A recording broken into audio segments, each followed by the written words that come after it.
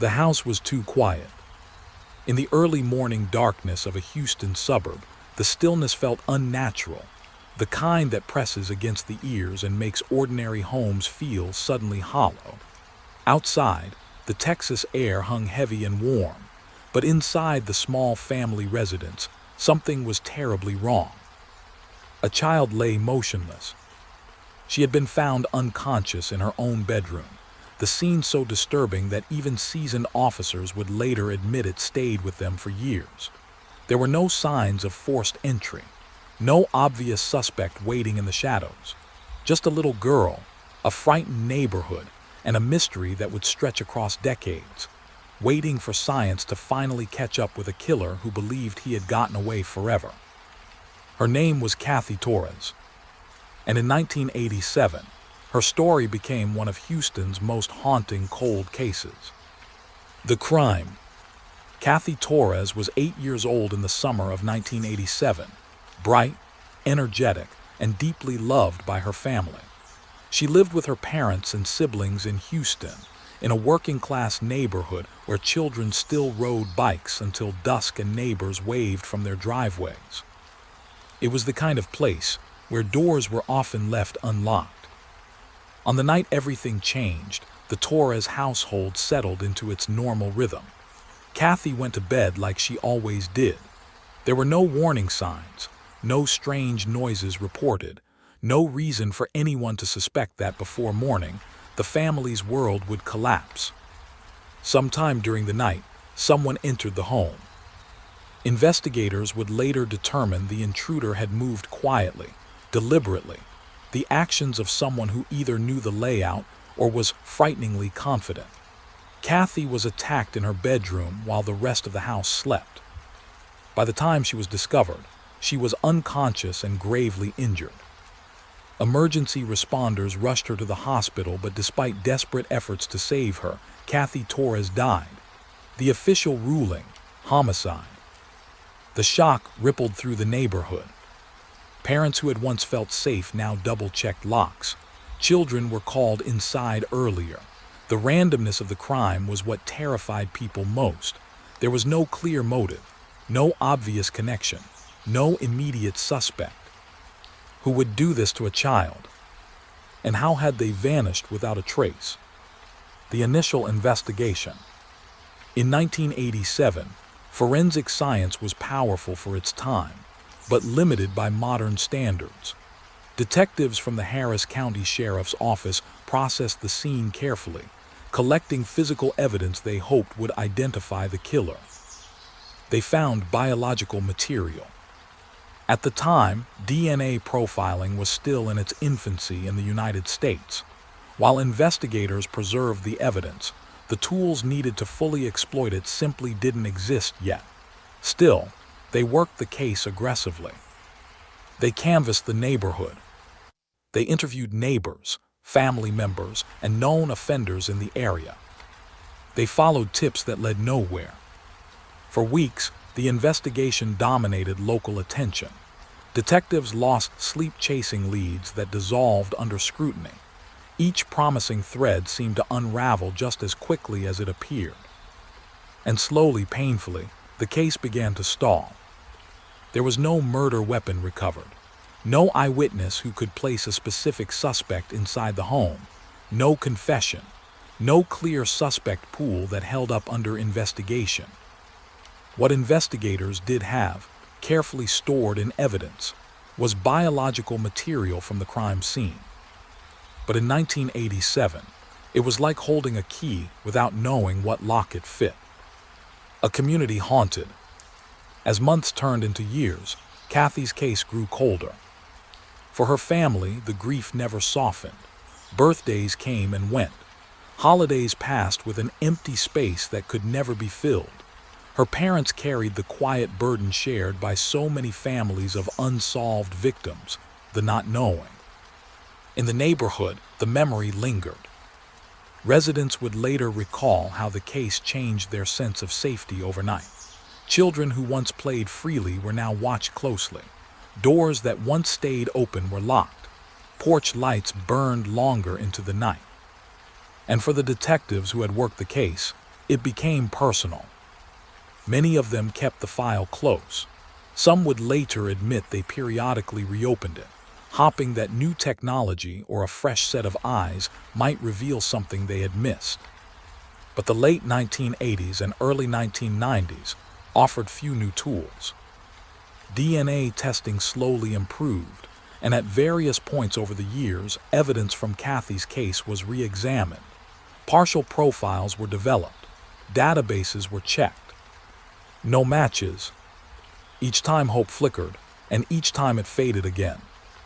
By the early 2000s, the case had officially become what investigators dreaded most, a cold case that refused to speak.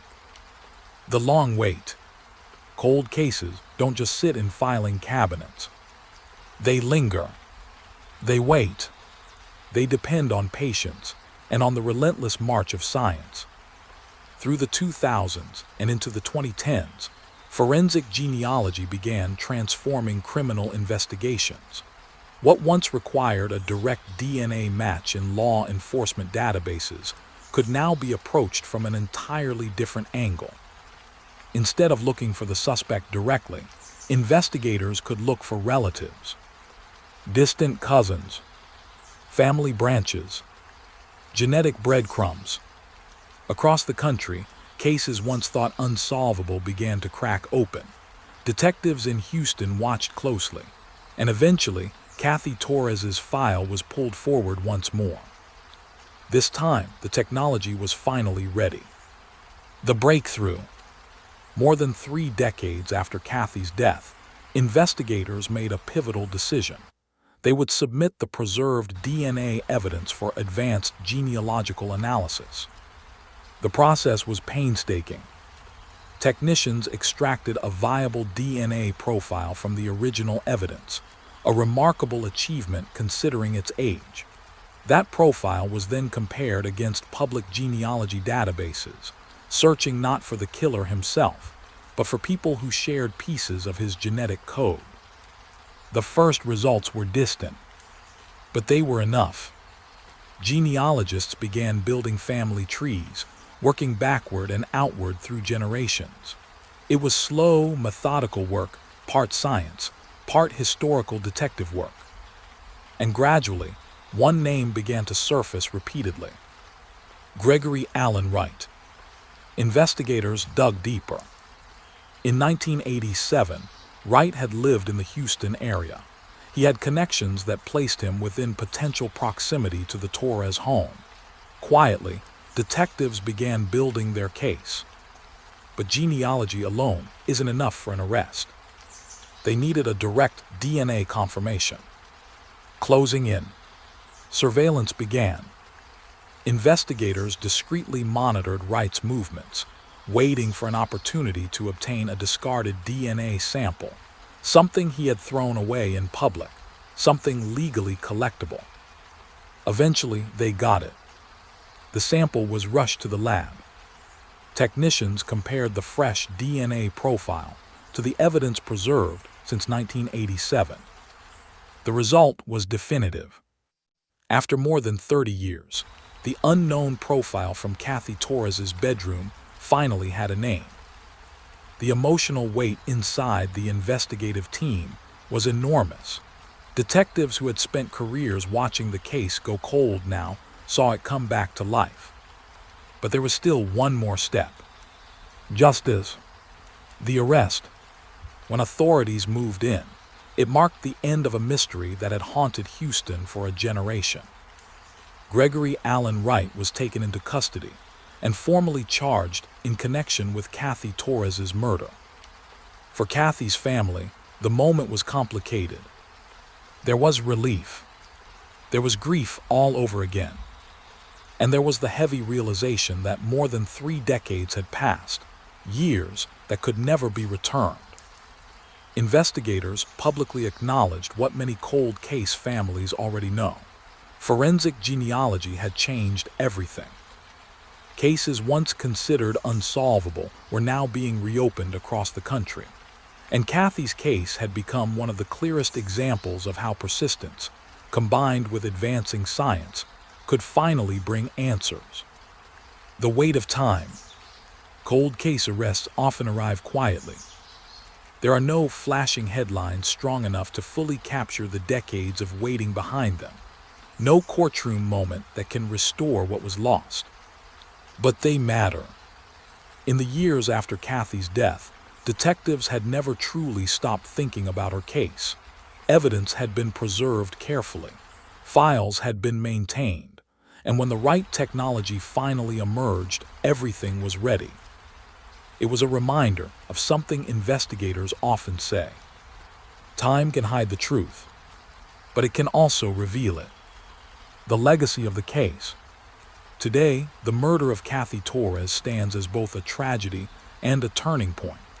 A case that illustrates the long arc of justice in the era of modern forensics. For her family, the loss remains immeasurable. For investigators, the case reinforced the importance of never giving up on cold files, no matter how old they become. And for communities everywhere, it served as a quiet but powerful warning. Some killers believe time will protect them. Some believe that if they wait long enough, evidence will fade, memories will blur, and the world will simply move on. But in Houston, one case proved otherwise. Because sometimes, DNA remembers everything. The morning felt ordinary. Sunlight spilled gently over the pavement outside the small neighborhood market in Hayward, the kind of soft California brightness that makes everything seem safe. It was a school day. Parents were busy. Children were laughing. Nothing about the scene suggested that within minutes, a moment would unfold that would haunt a mother for more than 3 decades. Near the storefront, a bright pink scooter lay on its side. Its wheels were still. Its owner was gone.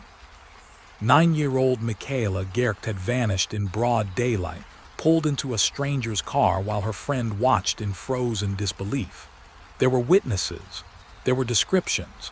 There was urgency. But there would be no immediate answers. For 32 years, her mother would wake up every morning wondering the same quiet, aching question. Where is Michaela? And why did the trail go cold so quickly? The abduction, November 19, 1988, began like any other Saturday for the Gercht family. Michaela was energetic and imaginative, the kind of child who filled rooms with chatter and movement. That morning, she had asked to ride her scooter to the nearby Rainbow Market with a friend. It was a short trip, familiar, safe, or so it seemed. Her mother, Sharon, said yes. It was the kind of everyday decision parents make without hesitation, one that would later replay in her mind thousands of times. Late that morning, Michaela and her friend arrived at the small shopping center on Mission Boulevard. The parking lot was busy but not crowded. Cars moved in and out. Shoppers came and went. The girls parked their scooters near the storefront. At some point, they noticed something odd. Michaela's scooter had been moved. It wasn't where she had left it. According to later witness statements, the scooter had been pushed closer to a beige or light-colored vehicle parked nearby. It was a small detail, the kind that might normally be dismissed as a harmless prank. But Michaela did what many children might do. She walked toward it. Her friend followed just behind. What happened next unfolded in seconds. A man suddenly grabbed Michaela. Witnesses would later describe the moment as shockingly fast, a violent burst of motion in an otherwise calm morning. The man forced the 9-year-old into his vehicle despite her visible struggle. Her friend froze. Other nearby witnesses saw pieces of the encounter, enough to confirm the horror of what was happening, but not enough to stop it in time. The car sped out of the parking lot. And just like that, Michaela Gercht was gone. The immediate aftermath. Panic spread quickly. Michaela's friend ran for help, breathless and terrified. Within minutes, employees and bystanders were searching the parking lot, scanning the street, hopping irrationally, desperately that the girl might still be nearby. She was. Police from the Hayward Police Department arrived quickly. Officers secured the area and began collecting witness statements while the details were still fresh. What they gathered painted a chilling but incomplete picture. Witnesses described the suspect as a white male, possibly in his late 20s to early 30s, with long stringy blonde hair, driving a light-colored vehicle, possibly a sedan. One witness reported seeing the man earlier in the lot, appearing to watch the children. Another detail stood out: the suspect's hand. Several witnesses recalled that one of his hands appeared disfigured or scarred, a distinctive feature that investigators hoped would quickly lead to an identification. But early hope in abduction cases can be dangerously fragile. Despite the clear daylight, despite the number of people present, no one had captured a license plate number. No one knew the man's name. And the parking lot, once full of potential clues, began to feel painfully empty. The search intensifies. In the hours following the abduction, the response was immediate and massive. Search teams combed nearby neighborhoods. Helicopters scanned from above. Volunteers distributed flyers with Michaela's smiling school photo, a bright-eyed fourth grader frozen in time. Her family waited by the phone.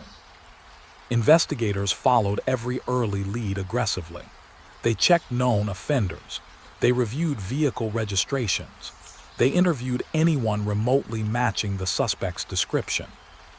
But the man with the scarred hand seemed to have vanished into thin air. Days passed, then weeks. Statistically, investigators knew the first 48 hours in a child abduction are critical. As that window closed without a confirmed sighting, the tone inside the investigation shifted, subtly at first, then more heavily. Hope was still there, but it was changing shape. The emotional fallout. For Sharon Geert, time fractured. Parents of missing children often describe the experience as living in two parallel worlds, one where daily life continues around them, and another where the moment of disappearance never truly ends.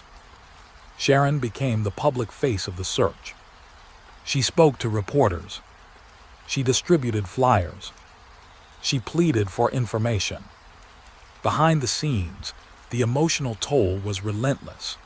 Every reported sighting triggered a surge of hope, followed by the crushing weight of disappointment when it led nowhere. Birthdays became especially painful. So did holidays. Michaela's bedroom remained filled with her belongings, a quiet, frozen space that marked the moment her life had been interrupted. For years, Sharon refused to move, because moving would feel like giving up. The decades of silence. As the 1980s gave way to the 1990s, Michaela's case began the slow, painful transition from active investigation to cold case status. It didn't happen overnight. Detectives continued to work leads. Tips still came in, but the frequency diminished. The early witness descriptions, while helpful, had never been precise enough to isolate a single suspect. Composite sketches were circulated widely.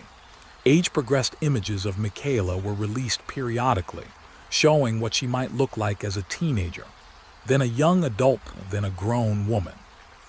Each release reopened wounds for the family, but they also kept her name alive. False leads and flickers of hope. Over the years, investigators chased numerous potential breaks. There were reported sightings across California, possible connections to known offenders, even occasional claims from individuals who believed they might be Michaela. Each lead required careful evaluation. Each one ultimately collapsed. For Sharon, the emotional pattern became painfully familiar. Hoping, waiting, disappointment, repeat. The case became one of the Bay Area's most enduring mysteries, a story that lingered in the background of local memory even as new headlines came and went. The man who would later matter. Unknown to the public for many years, investigators had at various points considered a number of persons of interest. One name would eventually rise above the rest: David Emery Wilder. Wilder was not immediately arrested in connection with Michaela's case in the early years. Like many long-term suspects in cold cases, his name surfaced gradually through overlapping investigative threads. He had a criminal history. He had lived in the Bay Area. And over time, certain details began to align in unsettling ways. But in the late 1980s and 1990s, the case still lacked the kind of definitive physical evidence needed to bring charges.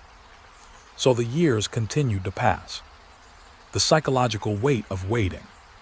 For families of the missing, time behaves strangely. The world assumes that after enough years, grief softens.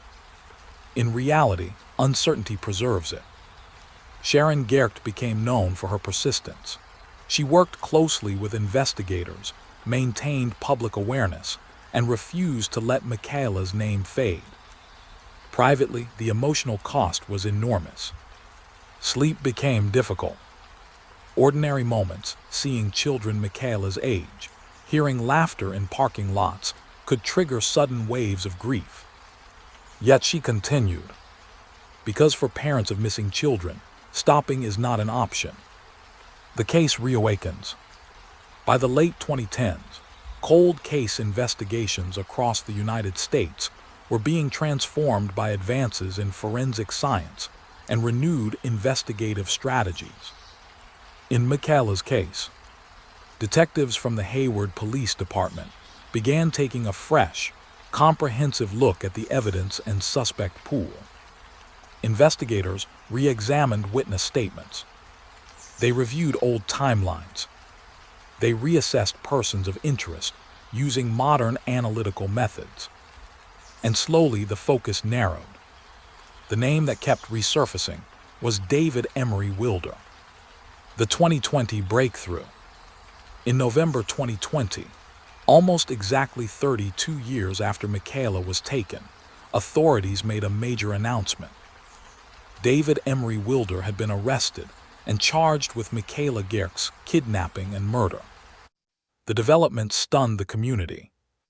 According to investigators, the case against Wilder was built through a combination of witness statements, historical investigative work, behavioral analysis, and renewed case review. While Michaela's body has never been recovered, prosecutors stated they had sufficient evidence to move forward. For Sharon Gerecht, the news was overwhelming. After more than 3 decades of waiting, there was finally movement, finally a name publicly tied to her daughter's disappearance. But the moment was bittersweet, because even with an arrest, one devastating reality remained unchanged. Michaela had never come home. The long road to justice. Cold case prosecutions are rarely simple. Evidence must withstand decades of scrutiny. Witness memories must be carefully evaluated. And the absence of a body makes every legal step more complex. Yet the case against Wilder represented something profoundly important, a signal that time does not guarantee escape. For investigators who had worked the case across different generations, the arrest was deeply emotional. Some had carried the file for years. Others had inherited it from retired detectives. All understood the weight of the moment. The lingering questions. Even with the 2020 breakthrough, Michaela's story remains one of profound loss. Where exactly did Wilder take her? What happened in the hours after the parking lot abduction? Will her remains ever be found? These questions still echo quietly through the case. For Sharon, the fight has never been solely about prosecution. It has always been about bringing Michaela home. A mother's enduring vigil. More than 3 decades after that bright November morning, Sharon Gerecht continues to speak about her daughter with the same clarity and love. Time has passed. Hair has grayed. The world has changed. but the image of the pink scooter in the parking lot remains frozen, a symbol of a moment when everything ordinary suddenly became unimaginable. In Hayward, the case reshaped how many parents thought about safety in everyday spaces. It became a reminder that danger does not always announce itself loudly. Sometimes it arrives quietly, in daylight, in a familiar place. The echo that remains. Cold cases rarely end cleanly. Even with arrests, even with court proceedings, there is always an echo, a lingering space where answers should be but aren't. For Michaela Garrett, that echo still exists. A child who left home on a bright morning. A scooter left behind on warm pavement. A mother who waited 32 years for someone to finally say a name out loud. And a case that reminds us, in the quietest and most haunting way. Some moments never stop unfolding. The morning felt ordinary. Sunlight spilled gently over the pavement outside the small neighborhood market in Hayward, the kind of soft California brightness that makes everything seem safe. It was a school day. Parents were busy. Children were laughing. Nothing about the scene suggested that, within minutes, a moment would unfold that would haunt a mother for more than 3 decades. Near the storefront, a bright pink scooter lay on its side. Its wheels were still. Its owner was gone.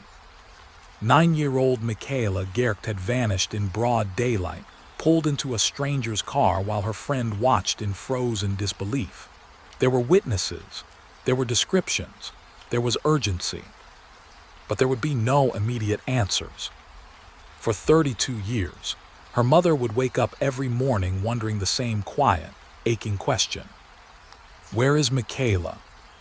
And why did the trail go cold so quickly? The abduction, November 19, 1988, began like any other Saturday for the Garrett family. Michaela was energetic and imaginative, the kind of child who filled rooms with chatter and movement. That morning, she had asked to ride her scooter to the nearby Rainbow Market with a friend. It was a short trip, familiar, safe, or so it seemed. Her mother, Sharon, said yes. It was the kind of everyday decision parents make without hesitation, one that would later replay in her mind thousands of times. Late that morning, Michaela and her friend arrived at the small shopping center on Mission Boulevard. The parking lot was busy but not crowded.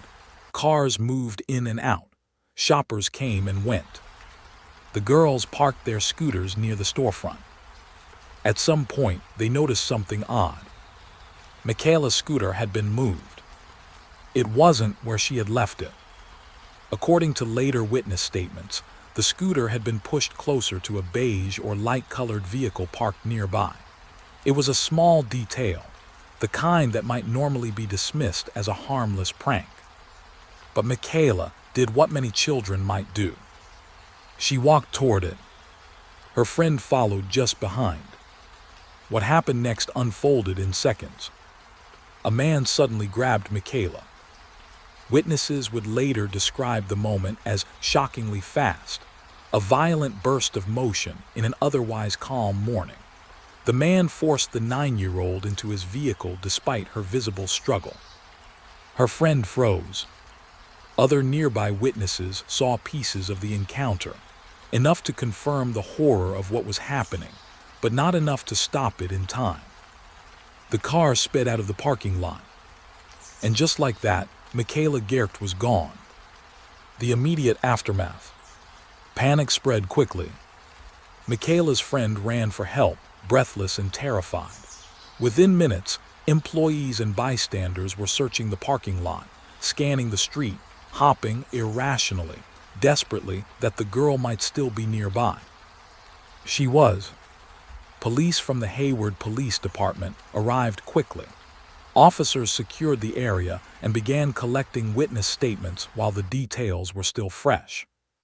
What they gathered painted a chilling but incomplete picture.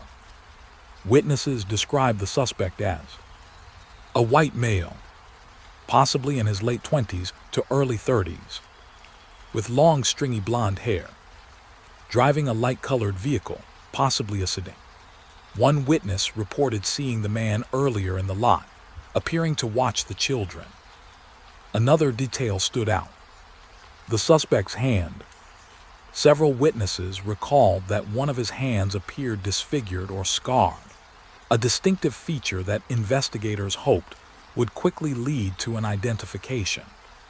But early hope in abduction cases can be dangerously fragile. Despite the clear daylight, despite the number of people present, no one had captured a license plate number. No one knew the man's name. And the parking lot, once full of potential clues, began to feel painfully empty. The search intensifies. In the hours following the abduction, the response was immediate and massive. Search teams combed nearby neighborhoods. Helicopters scanned from above. Volunteers distributed flyers with Michaela's smiling school photo, a bright-eyed fourth grader frozen in time. Her family waited by the phone. Investigators followed every early lead aggressively. They checked known offenders. They reviewed vehicle registrations. They interviewed anyone remotely matching the suspect's description. But the man with the scarred hand seemed to have vanished into thin air.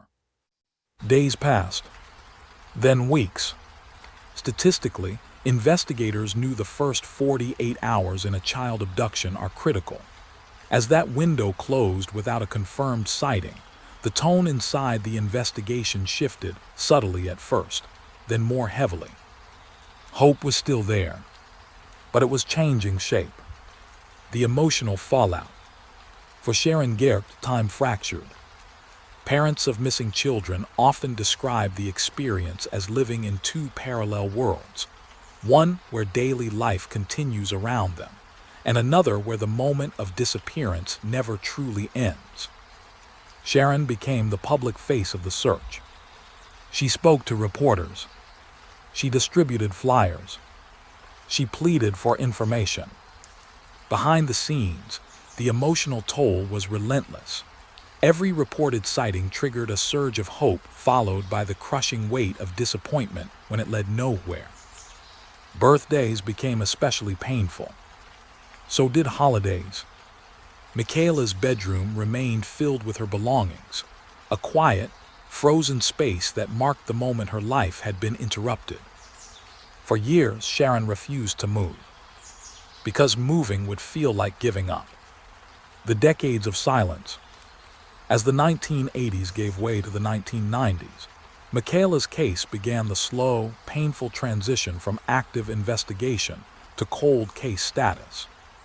It didn't happen overnight. Detectives continued to work leads.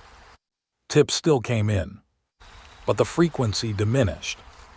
The early witness descriptions, while helpful, had never been precise enough to isolate a single suspect.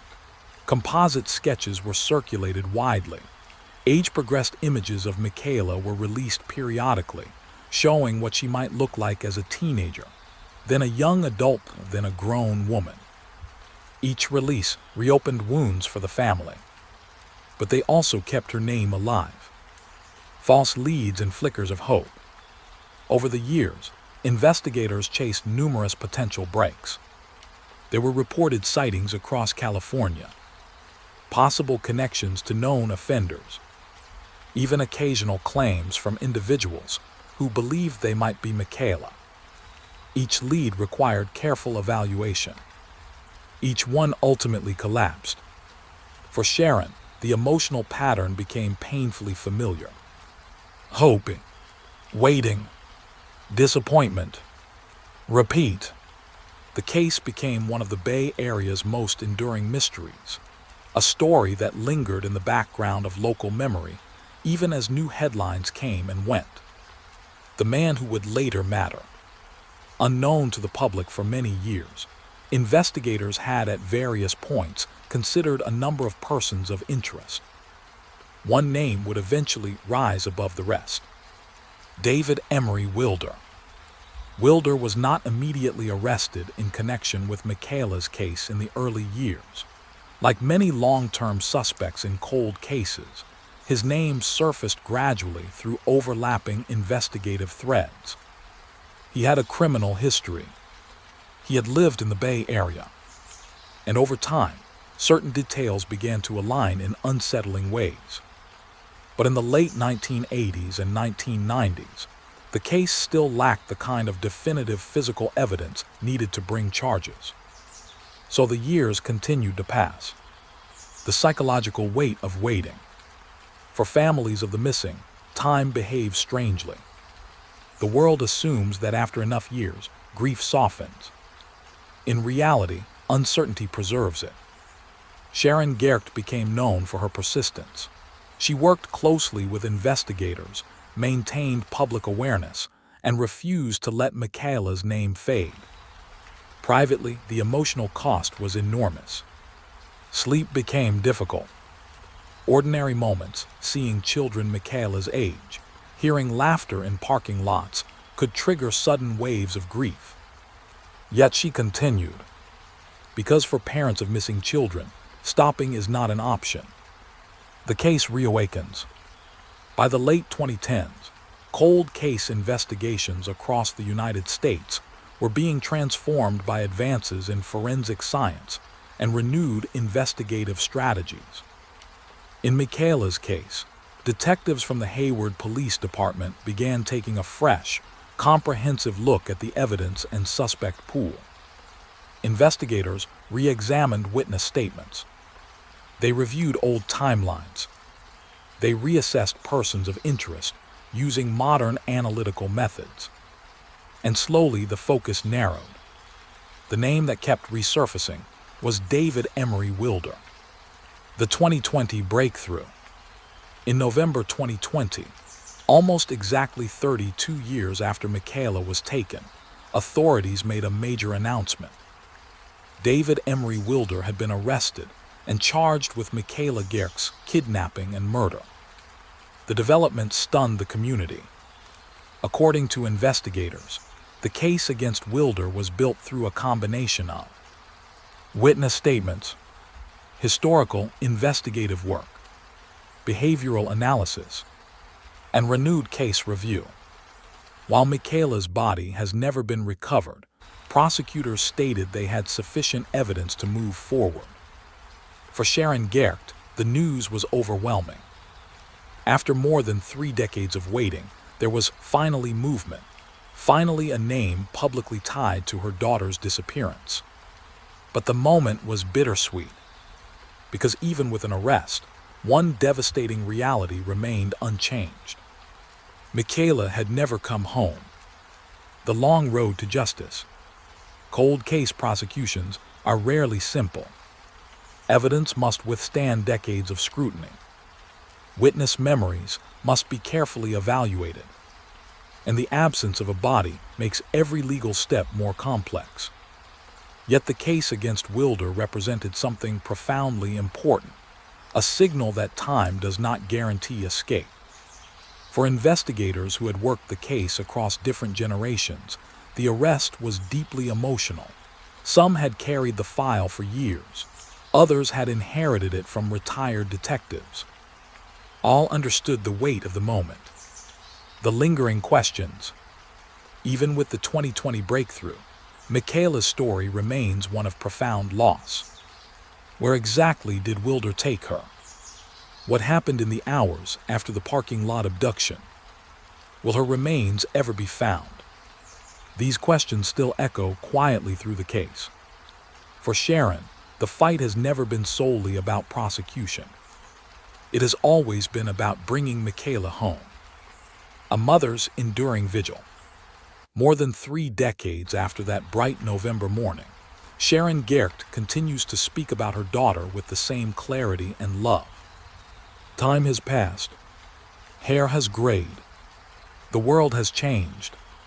But the image of the pink scooter in the parking lot remains frozen, a symbol of a moment when everything ordinary suddenly became unimaginable. In Hayward, the case reshaped how many parents thought about safety in everyday spaces. It became a reminder that danger does not always announce itself loudly. Sometimes it arrives quietly. In daylight, in a familiar place, the echo that remains. Cold cases rarely end cleanly.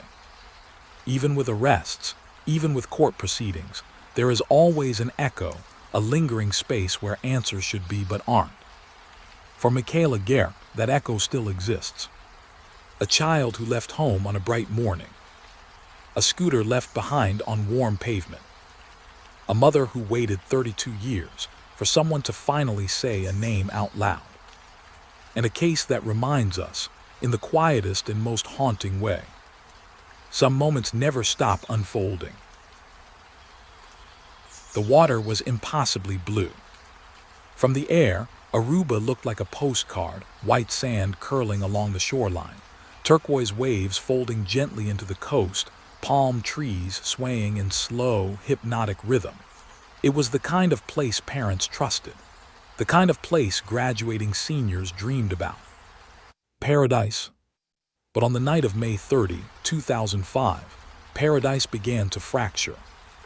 An 18-year-old honor student vanished into the warm Caribbean dark, leaving behind nothing but conflicting stories, shifting alibis, and a suspect who would spend years playing a chilling game of cat and mouse with investigators, and with a mother who refused to stop asking questions.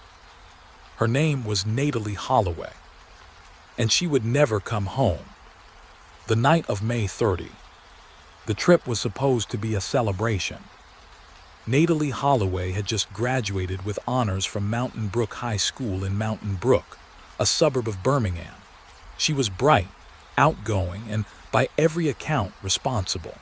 The senior class trip to Aruba was a long-anticipated reward after years of hard work. More than 100 students made the journey. They arrived on the island in late May 2005, checking into the Holiday Inn resort on Palm Beach. The atmosphere was exactly what they had imagined. Sunburned shoulders, late-night laughter, music drifting from beach bars into the humid air. For several days, the trip unfolded normally. Until the final night. Carlos and Charlie's. On May 29, rolling into the early hours of May 30, Natalie and her classmates went out to celebrate at Carlos and Charlie's, one of Aruba's most popular nightlife spots. The club was loud, packed, chaotic in the way only late-night tourist bars can be, flashing lights, pulsing music, drinks flowing freely.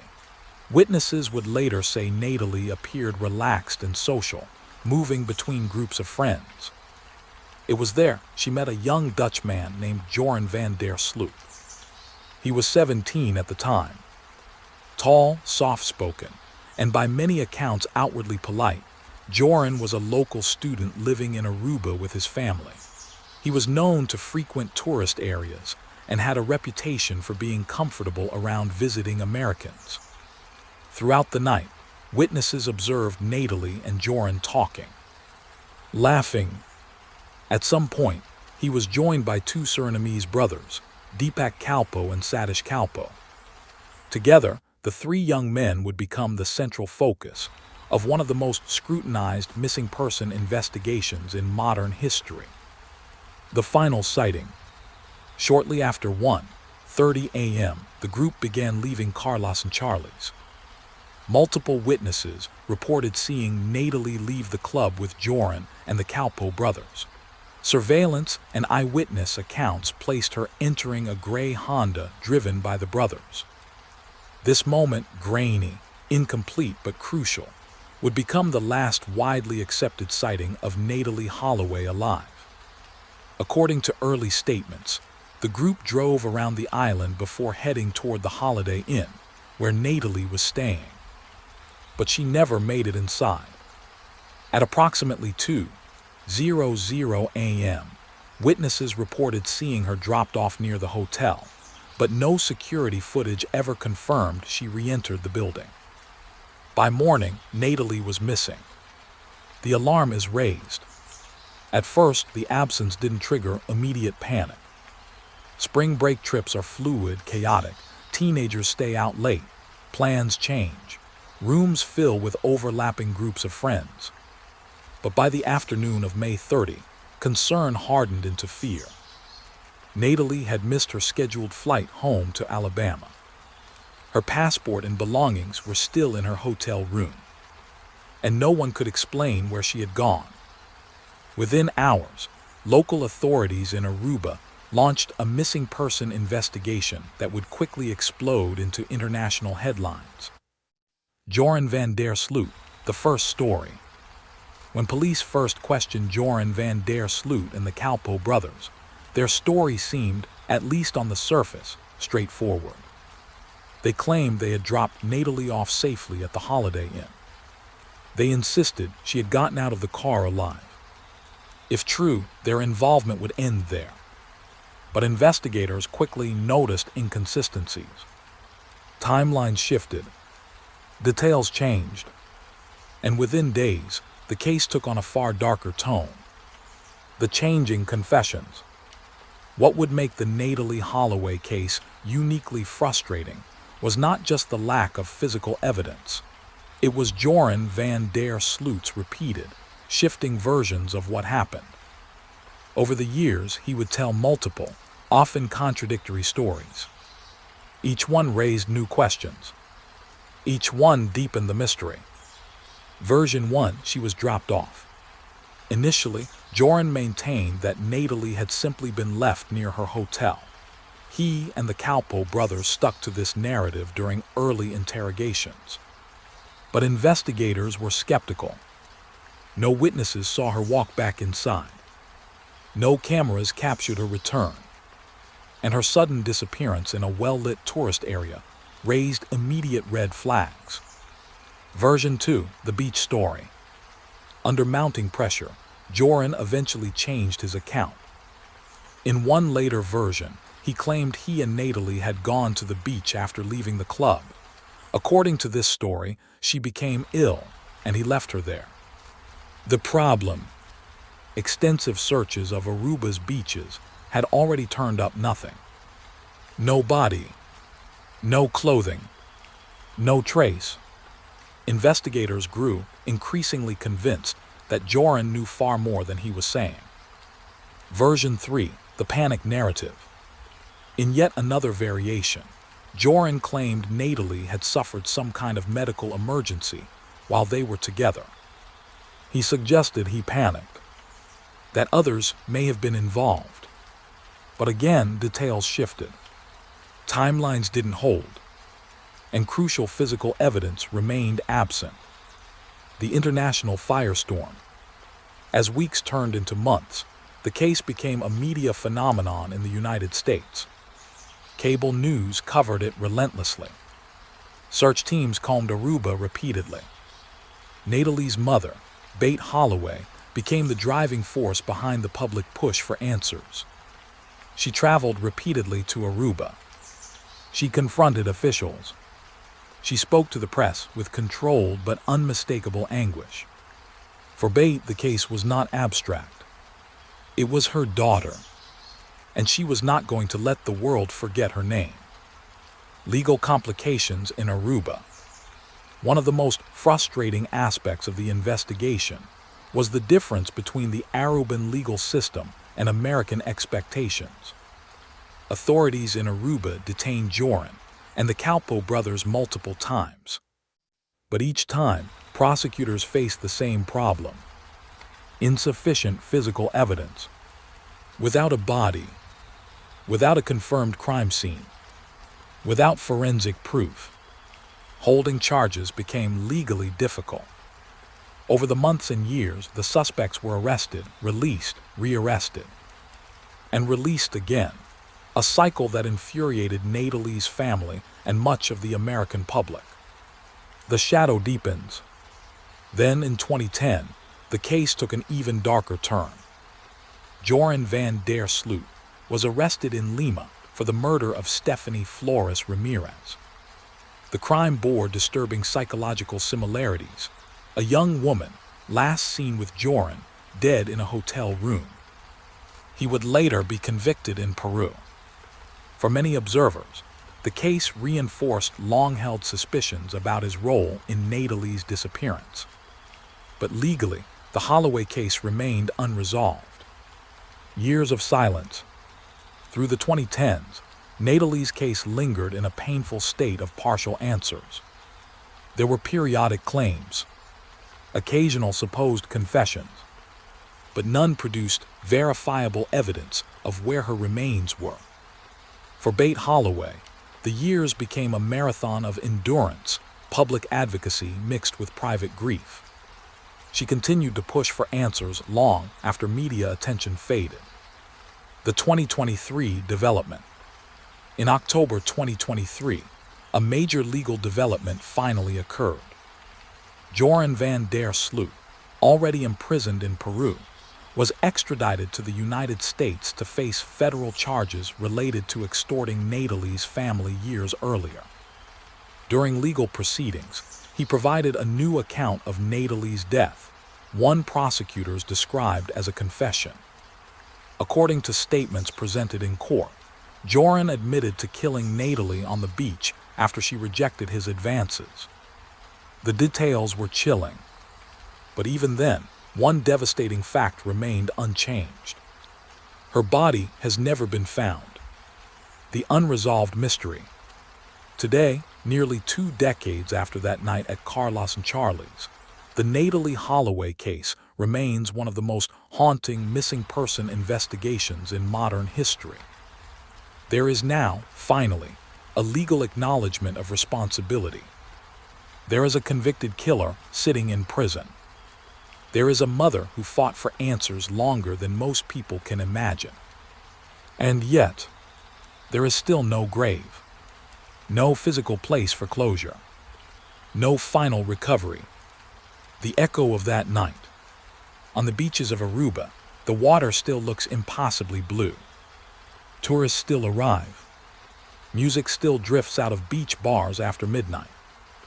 And somewhere in the humid Caribbean darkness of May 30, 2005, an 18-year-old girl took her final steps into a mystery that would span continents, legal systems, and nearly 2 decades of relentless searching. Her name was Natalie Holloway. And even now, part of her story is still missing. The confession did not bring silence. If anything, it stirred the case awake again, pulling decades of grief, suspicion, and unanswered questions back into the light. For years, the disappearance of Natalie Holloway had existed in a strange legal limbo, widely believed solved in the court of public opinion, yet technically unresolved in the absence of a body. Now in 2023, the world was forced to look again, and to listen carefully to what Joran van der Sloot finally said under oath. The long game. To understand why the 2023 development mattered so deeply, investigators often stress one thing. Joran van der Sloot had spent nearly 2 decades controlling the narrative. From the earliest days of the investigation in Aruba, he demonstrated an unsettling pattern. He talked, then he changed his story, then he recanted, then he introduced new versions. Each shift forced investigators to reevaluate timelines and chase new leads. Each contradiction consumed time and resources, and each time the trail seemed to sharpen, it blurred again. It was, as some observers later described, a psychological chess match. And for Natalie's family, it was agony stretched across years. The extortion plot, one of the most disturbing chapters in the case, emerged years after Natalie vanished. In 2010, while the investigation was still unresolved, Joran approached Bate Holloway with an offer. For money, he claimed, he would reveal the location of Natalie's remains. It was a cruel proposition, one that preyed directly on a mother's worst kind of uncertainty. Federal investigators in the United States became involved. Working with Bate, authorities arranged a controlled payment in an effort to gather evidence. Joran accepted the money, and the information he provided turned out to be false. The location he gave did not lead to Natalie. For Bate, it was another devastating emotional blow. For prosecutors, however, it became a federal extortion case that would later prove crucial in finally bringing Joran into a U.S. courtroom. Peru changes everything. Only days after the extortion payment in 2010, Joran van der Sloot fled to Lima. There, on May 30, 2010, exactly 5 years after Natalie disappeared, he murdered Stephanie Flores Ramirez in a hotel room. The coincidence of the date stunned observers. Peruvian authorities arrested him quickly. Unlike the Holloway case, this time there was overwhelming physical evidence. Joran eventually confessed and was convicted in Peru, receiving a lengthy prison sentence. For many watching from the United States, the conviction felt like indirect confirmation of what they had long suspected about Natalie's fate. But legally, the Holloway case still lacked closure.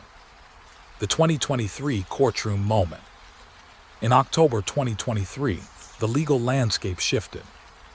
Joran was temporarily extradited from Peru to the United States to face federal extortion and wire fraud charges connected to the scheme involving Bate Holloway.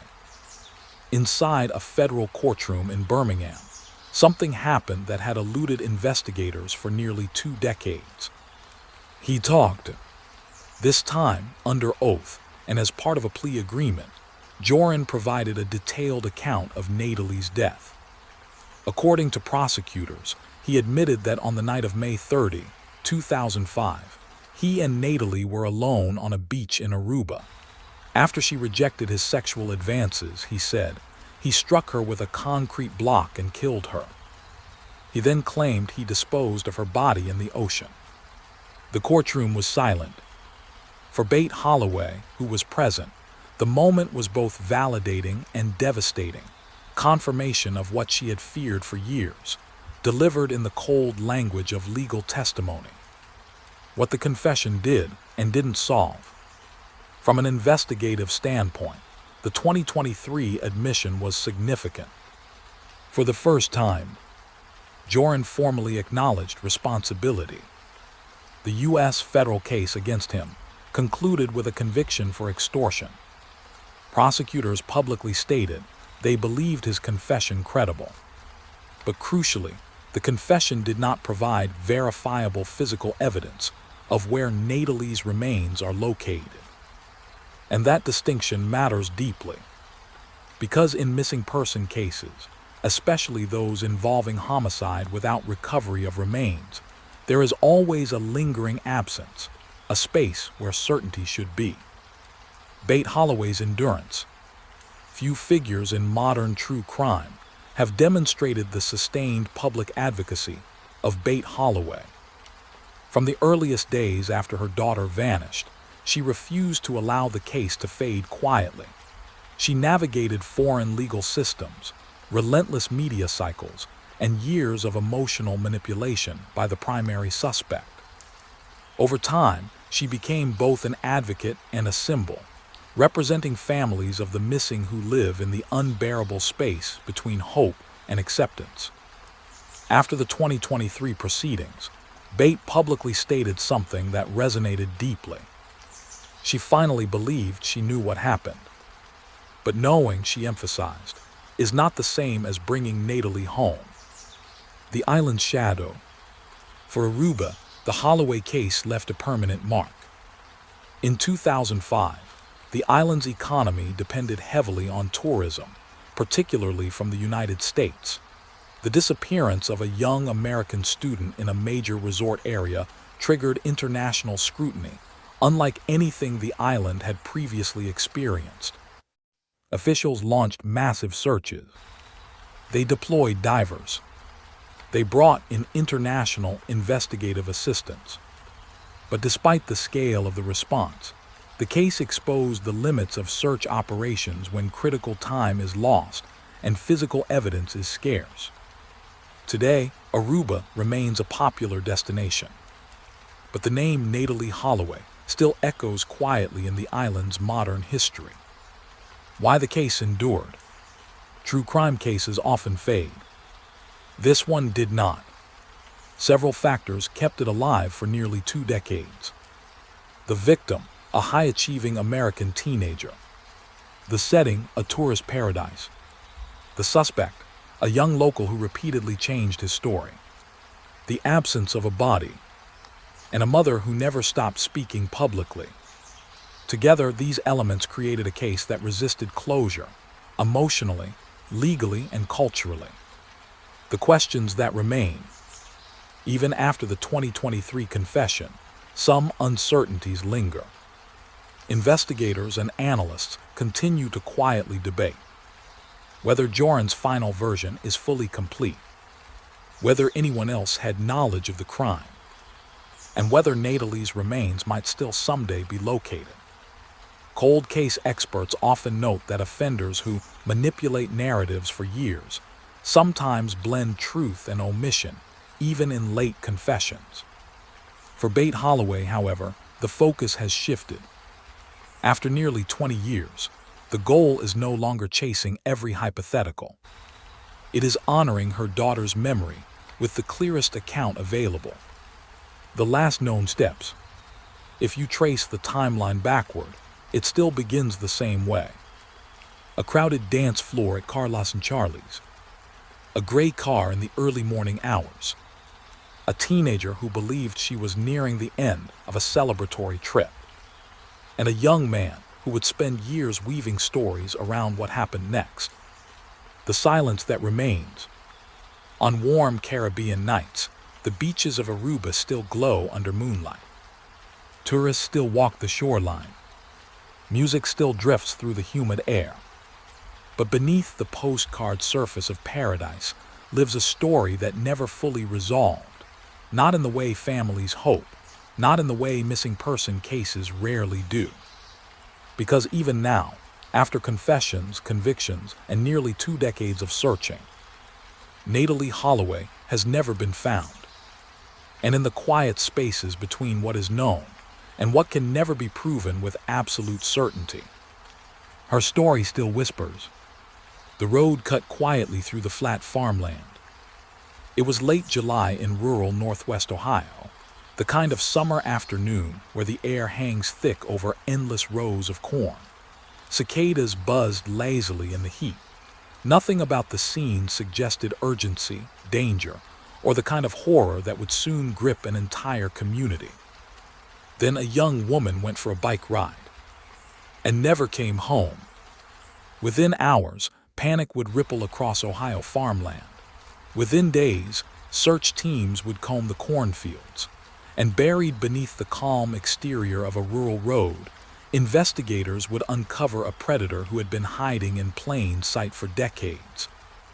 A man with a dark past, a property filled with disturbing evidence, and a secret room that would chill even seasoned detectives. Her name was Sierra Joan, and the hunt for her killer would expose one of the most methodical predators the region had ever seen. The disappearance, July 19, 2016, began as an ordinary summer day. Sierra Joan, often misreported in early rumors as Sierra, was 20 years old, vibrant, and deeply loved by her family and boyfriend. She lived near Metamora, a quiet rural community where country roads stretched between farms and neighbors often knew each other by name. That evening, she decided to take a bike ride. It was a familiar route along County Road 6. Safe, routine, or so it seemed. When Sierra didn't return home, concern began to build quickly. Her boyfriend, Dalton Schwab, grew worried when she stopped responding to messages. He drove the route she typically rode, hopping to spot her. Instead, he found something deeply unsettling. Her bicycle. It was lying abandoned along the roadside. The front wheel was twisted. Nearby, investigators would later note signs of a struggle. In that moment, the search for a missing college student transformed into a race against time. The urgent search. Within hours, the Fulton County Sheriff's Office launched a full-scale missing person investigation. Rural searches are uniquely challenging. Cornfields stretch for miles. Sightlines are limited, and crucial early hours can slip away quickly. Search teams mobilized rapidly. Deputies canvassed nearby homes. Volunteers combed the fields. Helicopters scanned from above. K-9 units tracked scent trails through the humid evening air. The discovery of Sierra's bicycle strongly suggested foul play. Investigators began treating the case as an abduction almost immediately. Time mattered. Every hour without answers increased the urgency. The first break. Investigators processing the scene noticed something critical. Near the abandoned bicycle, they found men's sunglasses. They did not belong to Sierra. In cases like this, small details often become pivotal. The sunglasses were carefully collected and rushed for forensic analysis. Meanwhile, detectives began building a geographic profile, examining who lived nearby, who had prior criminal histories, and who might have had the opportunity to intercept a cyclist on that quiet road. One name surfaced quickly: James Worley, the predator in plain sight. James Worley lived less than 2 miles from where Sierra's bike was found. At first glance, he appeared to be just another rural resident, a middle-aged man living alone on a modest property surrounded by farmland. But investigators soon uncovered something deeply troubling. Worley had a violent past. In 1990, he had abducted a woman named Robin Gardner. In that earlier case, Worley had forced Gardner off the road while she was riding her bicycle, an eerie and chilling parallel to Sierra's disappearance. He bound Gardner with duct tape, but she survived. And now, decades later, investigators were looking at him again. The pattern was impossible to ignore. Building the case, detectives moved quickly but carefully. They obtained a search warrant for Worley's property. What they found would shock even veteran investigators. The property was cluttered, almost obsessively so, but beneath the surface mess, there were signs of deliberate preparation. Evidence of planning, evidence of control. And then they found the barn, the secret room. Inside Worley's barn, investigators made a discovery that would later become one of the most chilling elements of the case. Hidden within the structure was a makeshift, concealed room. It contained restraints, chains, a motorcycle helmet modified with padding, personal items linked to Sierra, and evidence suggesting the space had been prepared in advance. This was not spontaneous violence. This was premeditation. Investigators would later describe the room as something out of a nightmare, a place designed to isolate and control a victim. But the most devastating discovery was still ahead. The cornfield. Using cell phone data, witness information, and evidence recovered from the property, investigators narrowed their search to a nearby cornfield. It was dense, overgrown, and tragically, it held the answer no one wanted. On July 22, 2016, just 3 days after she vanished, search teams found the remains of Sierra Joan. The community was devastated. What had begun as a desperate search for a missing young woman had become a confirmed homicide investigation. For her family, the world shifted permanently in that moment. The evidence mounts. As forensic analysis progressed, the case against James Worley grew stronger. Investigators linked DNA evidence, fiber transfers, cell phone location data, the sunglasses found near the bike, and items recovered from the secret room. The pattern was overwhelming. Prosecutors would later argue that Worley had carefully planned the abduction, using the rural isolation of the area to his advantage. It was the behavior of a predator who had learned from the past. The community reacts. News of the arrest sent shockwaves through Metamora, and surrounding Fulton County. Many residents were stunned. Worley had lived quietly among them for years. But for others, particularly those aware of his 1990 kidnapping conviction, the revelations felt like a horrifying confirmation of long-held fears. The case reignited conversations about repeat offenders, rural vulnerability, and how predators can remain undetected for decades. The trial. In 2018, the case against James Worley went to trial. Prosecutors presented a methodical and deeply disturbing narrative, walking jurors through the timeline of July 19 and the extensive physical evidence recovered. Key elements included the abandoned bicycle scene, the sunglasses linking Worley to the abduction site, the hidden room in the barn, forensic matches, and Worley's prior kidnapping case. The defense attempted to challenge the interpretation of the evidence, but the cumulative weight proved difficult to overcome. Throughout the proceedings, the courtroom atmosphere remained heavy, because this was not just a murder case. It was the exposure of a long-feared predator. The verdict. After deliberation, the jury found James Worley guilty of aggravated murder, abduction, and multiple related charges. The conviction brought a measure of justice, but not peace. For Sierra's family, the loss was permanent. For the community, the case left a lingering unease about how close danger had been all along. The sentence. In 2018, Worley was sentenced to death. The judge's decision reflected the calculated nature of the crime and Worley's prior violent history. Even seasoned investigators noted how methodical the evidence of planning had been. This had not been impulsive. It had been prepared. The legacy. In the aftermath, Ohio lawmakers passed Sierra's Law, creating a violent offender registry aimed at preventing similar crimes. It was a direct response to the realization that Worley's past had not fully alerted the community to the risk he posed.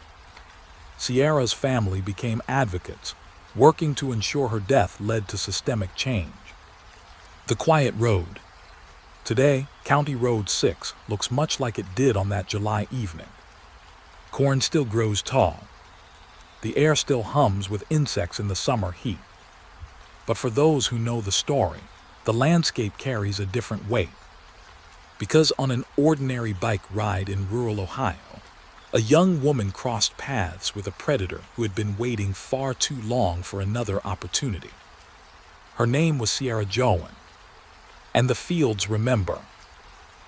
The morning had begun like any other in the quiet neighborhood of Bellevue, Idaho. The sun was only just beginning to lighten the sky when the stillness of dawn was shattered by the frantic voice of a 16-year-old girl calling 911. Her words were clipped, rushed, trembling with fear and something darker, something that would become a testament to one of the most unsettling family murders in modern American history. In the background, the dispatcher heard the cries, the sobs, and then chilling silence. When first responders pulled up to the Johnson residence, they would find a scene that defied understanding. A home belonging to a seemingly stable family, now a house of horrors. A blood-soaked pink bathrobe discarded in the trash hinted at secrets that would shock a nation. The crime. Shortly after 6:20 a.m. on September 2, 2003, law enforcement arrived at the Johnson household in Bellevue and stepped into an eerie tableau of violence and quiet that had been brutally interrupted. Inside the master bedroom, 52-year-old Diane Johnson lay motionless, struck down in her sleep.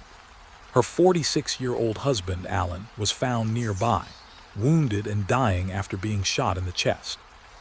The first impressions of the scene hinted at an unimaginable tragedy, one that, at first glance, bore the hallmarks of a possible murder-suicide. Nothing, however, would be as it first appeared. Detectives and crime scene technicians moved methodically through the stillness, searching for answers. There was no sign of forced entry, no footprints beyond the usual family impressions, no weapons lying in plain view. Yet the stark reality was inescapable. 2 lives had been taken in the sanctuary of their own home. The way the victims were found, the mother in bed, the father near the shower, initially left room for speculation.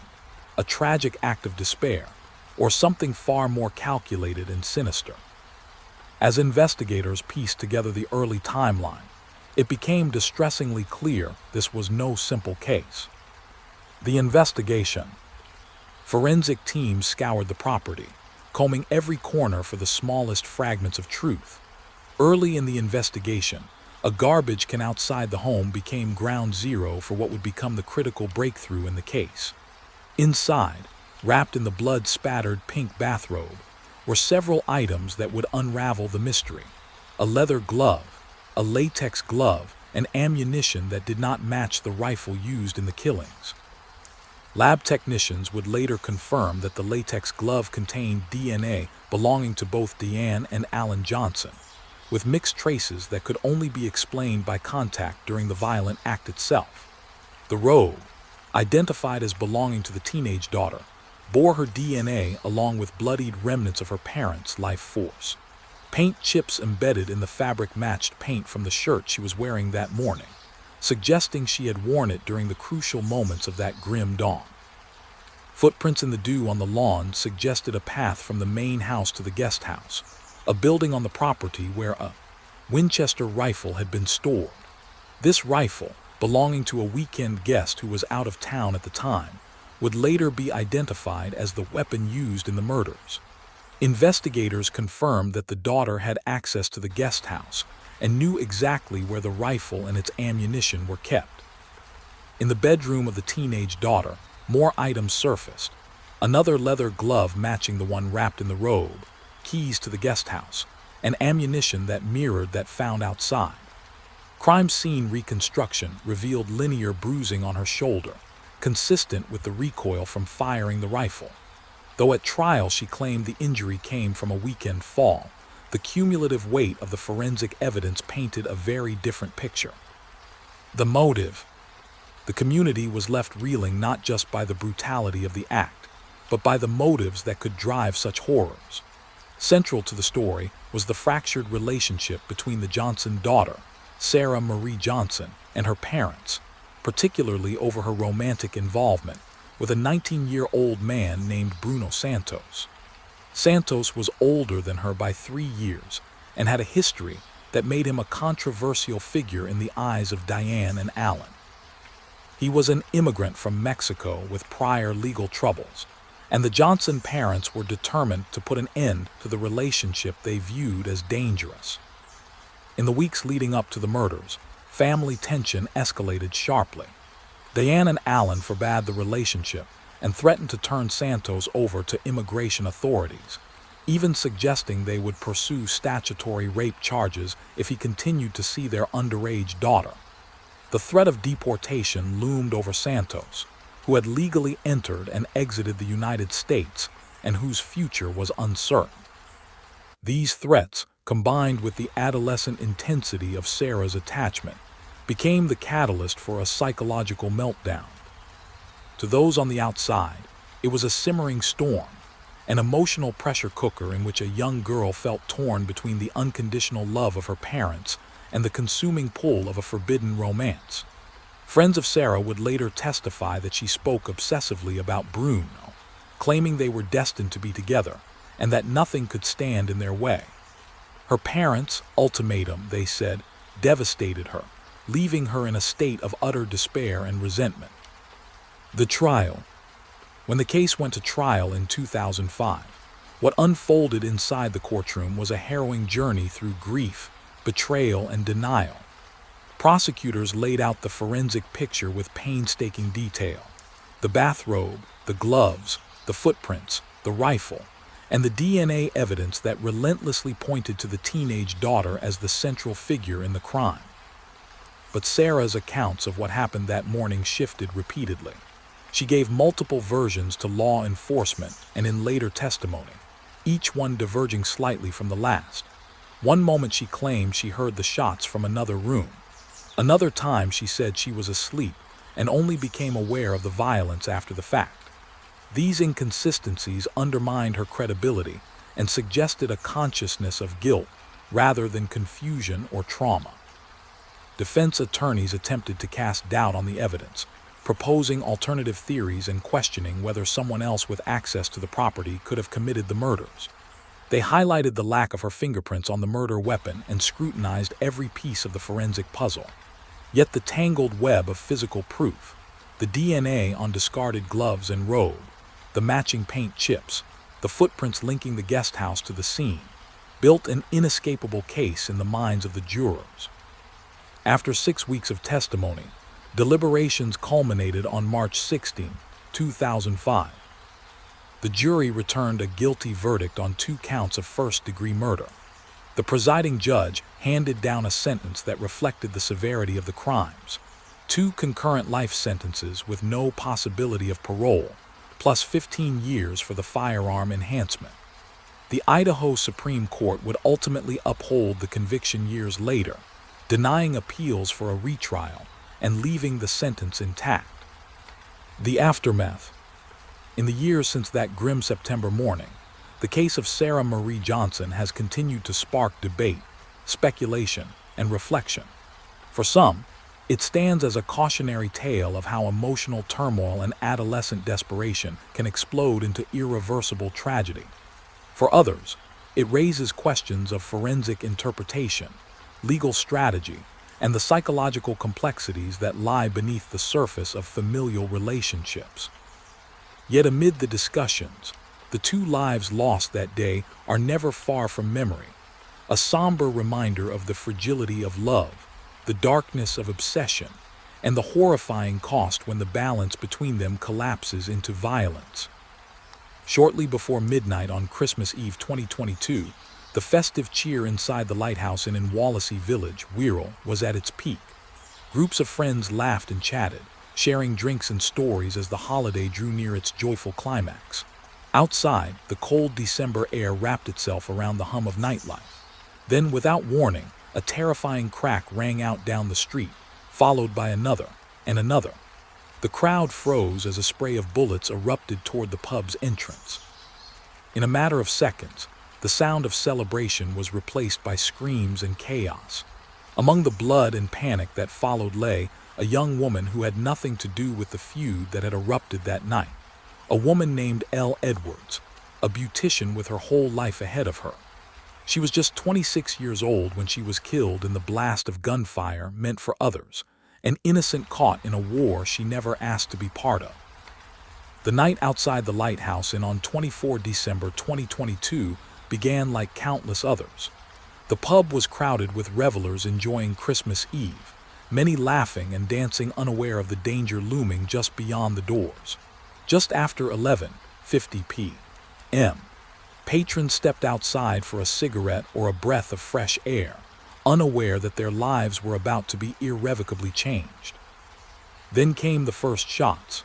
Witnesses described them at first as sounds resembling fireworks, an assumption quickly shattered as panic spread and people dropped to the ground, scrambling for cover. In less than a heartbeat, the celebratory night became a scene of terror. Gunshots hammered into the crowd in a rapid series, the weapon used later identified as a Scorpion submachine gun, a piece of hardware originally designed for war, now turned against civilians on a British high street. The shooter fired with an intensity that investigators at the subsequent trial described as a deliberate volley of fire toward his intended targets, whilst showing appalling disregard for anyone else in the vicinity. In the chaos, Elle Edwards was struck by bullets in the head. Friends and bystanders rushed to her side, desperately trying to stem the bleeding and call for help. Paramedics arrived swiftly, but despite their efforts, Elle was declared dead after being taken to Arrow Park Hospital with a critical gunshot wound. 4 other men were also hit in the fusillade of bullets that night, including 2, Jake Duffy and Kieran Salkeld, who were believed to be the intended targets in a gang feud. One of these men was left in critical condition before later recovering to a non-life-threatening state, while the others suffered various degrees of injury. Investigators quickly established that Elle was not the target of the attack. Merseyside police described her as a wholly innocent bystander, someone who had been in the wrong place at the worst possible moment. Her death was a devastating illustration of how violence intended for a few can ripple outward and destroy many. In the immediate aftermath of the shooting, law enforcement sealed off the street, launched a major murder inquiry, and appealed for witnesses or CCTV footage to help identify the gunman. Police investigations revealed that the shooting was not random. It was the culmination of a bitter feud between rival criminal factions based around different estates in Merseyside. Detectives pieced together CCTV from the pub and nearby cameras, showing a man lingering in the car park, before suddenly producing a firearm and opening fire toward a group of people standing near the entrance. That man was later identified as Connor Chapman, a 22-year-old from the Woodchurch estate in Birkenhead. Prosecutors would argue that his intention was to kill those he believed had wronged him and his associates, even though he showed no concern for who else would be hit by his spray of bullets. Police later discovered that the vehicle used by the shooter, a stolen Mercedes A-Class, had been driven away from the scene immediately after the shots rang out. Investigators tracked its movements and found it had been taken to a location in Cheshire where it was later burned out in an attempt to destroy crucial evidence. Chapman was arrested on 10 January 2023, charged not only with the murder of Elle Edwards, but also with multiple counts of attempted murder for the shots fired at Duffy and Salkeld, as well as unlawfully and maliciously wounding others, possessing a firearm with intent to endanger life, possessing ammunition with intent to endanger life, and handling stolen goods related to the getaway car. His co-defendant in the case, Thomas Waring, was charged with assisting an offender by helping with the disposal and use of the stolen car involved in the shooting.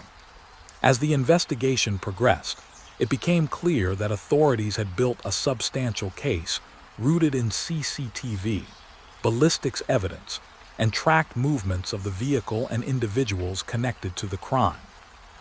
The trial of Connor Chapman began in June 2023 at Liverpool Crown Court, where prosecutors painstakingly laid out their evidence before a jury.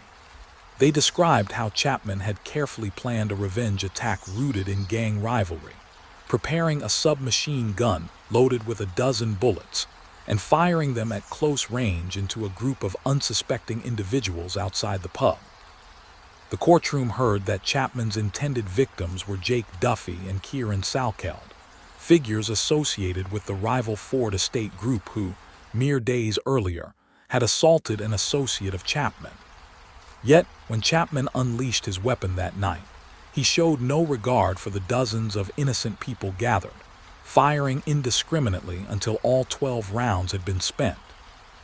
Evidence presented in court included surveillance footage showing Chapman walking in the pub car park moments before the attack, the ballistic match between the bullets fired and the firearm he had used, and testimony about the stolen Mercedes and its subsequent disposal.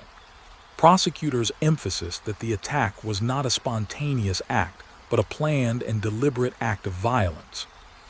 The defense argued the case fiercely, but the physical evidence and the brutality of the act weighed heavily with the jury.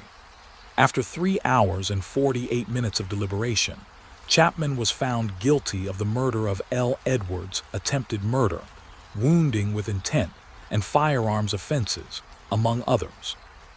On 7 July 2023, Chapman was sentenced to life imprisonment with a minimum term of 48 years, meaning he is unlikely to be considered for release until the late 2060s.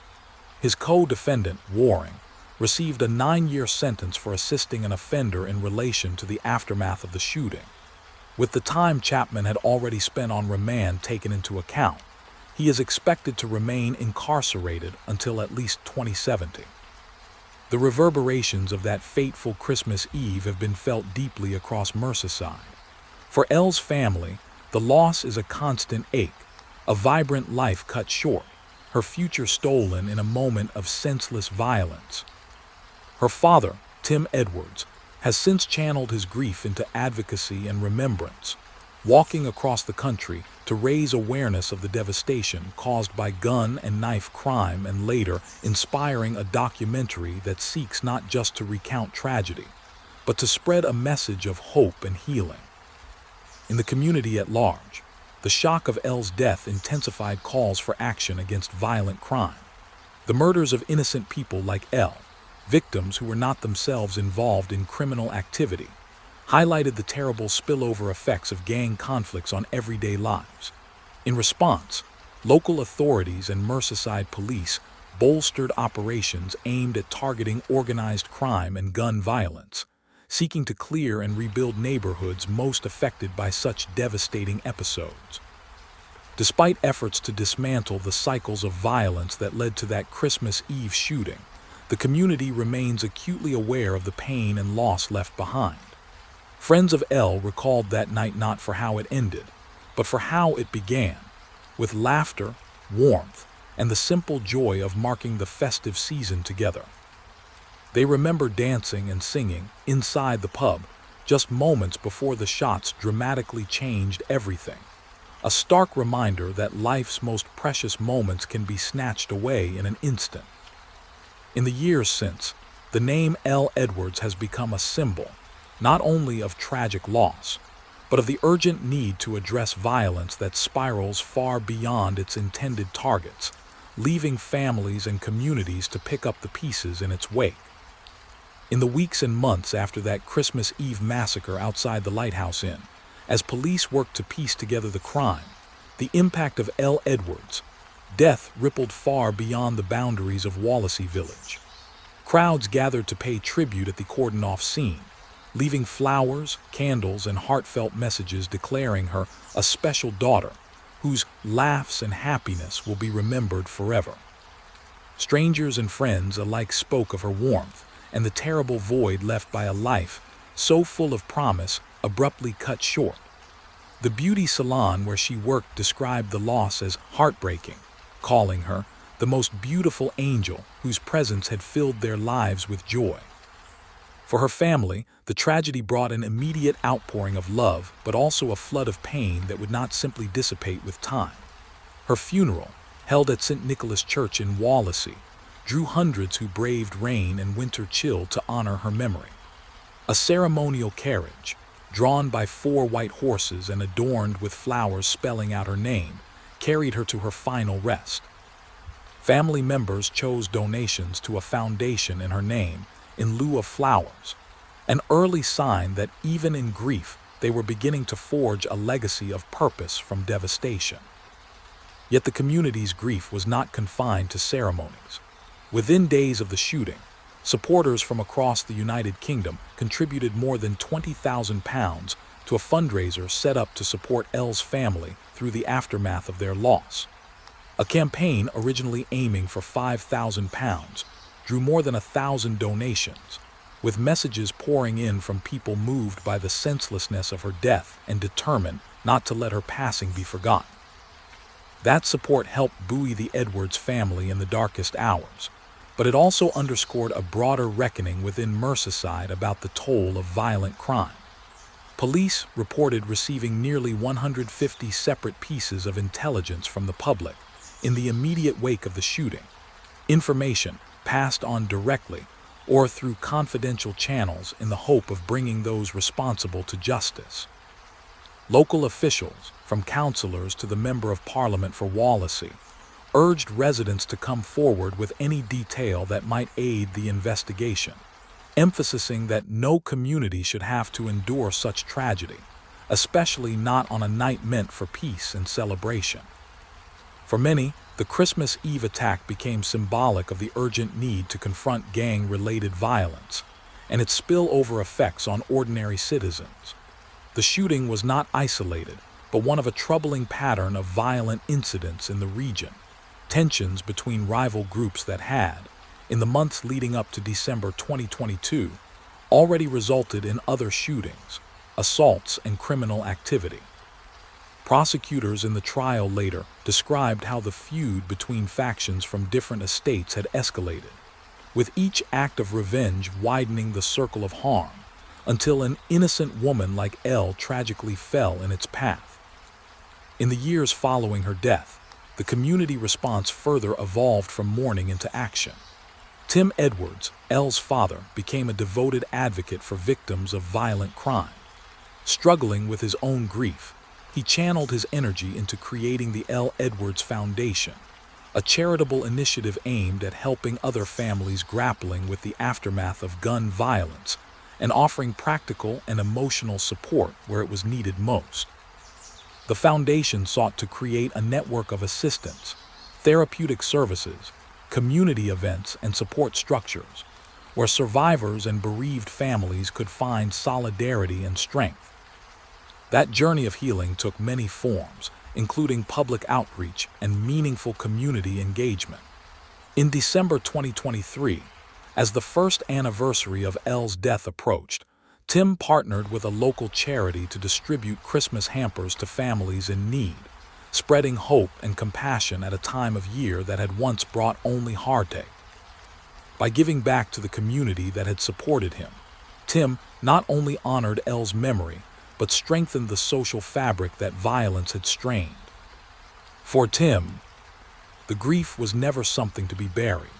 Instead, it became a call to action, a desire to transform pain into purpose and to ensure that Elle's name would be mentioned in a positive way, not just for what happened to her.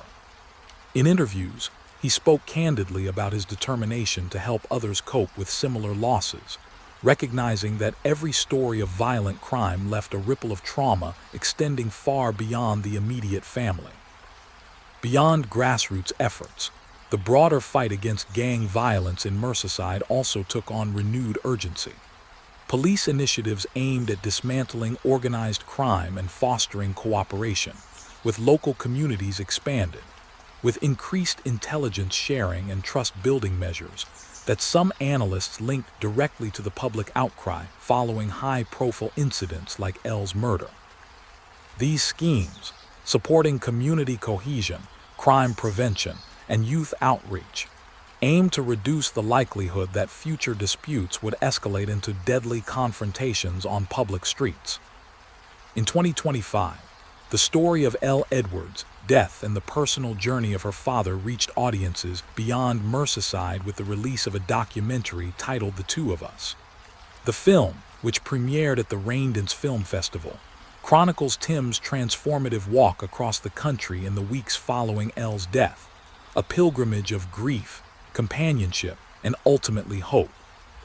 Accompanied by actor and friend John May, Tim's trek from Land's End to John O'Groats became a metaphor for perseverance in the face of unimaginable loss. The documentary was not just a record of grief, but a testament to how human connection and shared purpose can provide light amid darkness.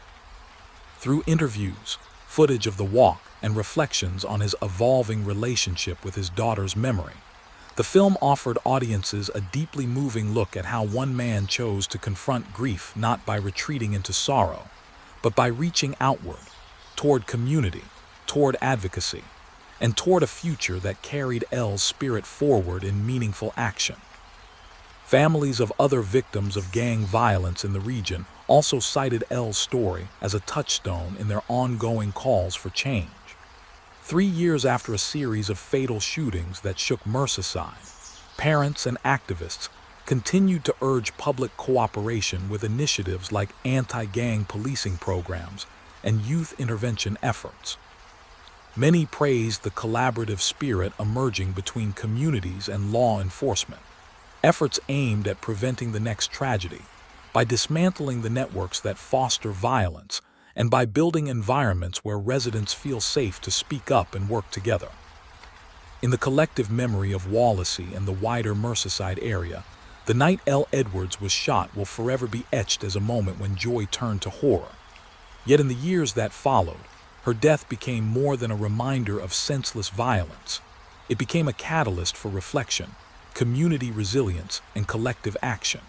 Friends remember her not just for the bullet that killed her, but for the bright smile and infectious laugh that defined her life. Family members speak of her future, not in terms of its end, but in how her legacy continues to shape the lives of others. Where once there was only grief, there now exists a story of transformation, a narrative that acknowledges the deep sorrow of what was lost, honors the life that was lived, and channels that loss into efforts that strive to make the world a safer place for those who remain. Abducted as the clock ticked past 11 p.m. On March 22, 2011, Summer D. Inman, a 25-year-old mother of 3 in Logan, Ohio, stepped outside the Century National Bank where she worked late that night to take out some trash. In the quiet of the alley behind the building, witnesses would later recall seeing her approached, grabbed, and forced into a car by 2 masked men while a woman with bleach blonde hair drove. Summer screamed for help, fought back, and begged that she would never see her children again. But no one could stop what was unfolding. In the span of that single moment, she vanished into the night, seized not by strangers, but by members of the very family she once trusted. The plan wasn't born of random violence. It emerged from the bitter fracture of a marriage dissolving under the strain of divorce and custody disputes. Summer had married William A. Inman Roman II in 2004, and over the course of 6 years, they built a family with 3 young children. But their relationship had soured dramatically. Summer left the previous June, taking the children with her to live with her parents, and filed for divorce and full custody.